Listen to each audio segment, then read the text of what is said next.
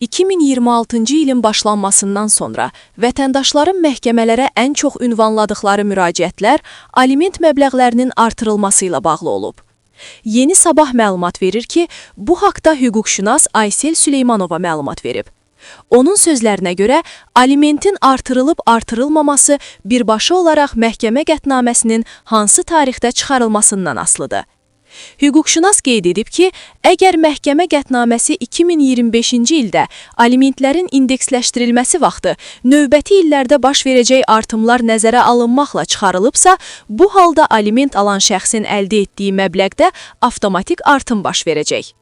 Aysel Süleymanova əlavə edib ki, əvvəlki illərdə təyin edilən və 2025-ci ildə artırılmayan aliment məbləğləri üçün yenidən məhkəməyə müraciət edilməsi zəruridir.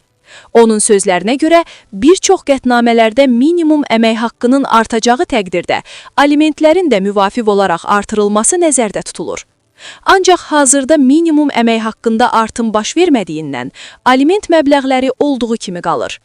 Hüquqşünasın sözlərinə görə 2024-cü ilədək çıxarılmış məhkəmə qətnamələri olan vətəndaşlar alimentlərin indeksləşdirilməsi üçün məhkəməyə müraciət edə bilərlər. Bu halda əvvəlki dövrlər üzrə nəzərdə tutulan artımlar təmin olunacaq.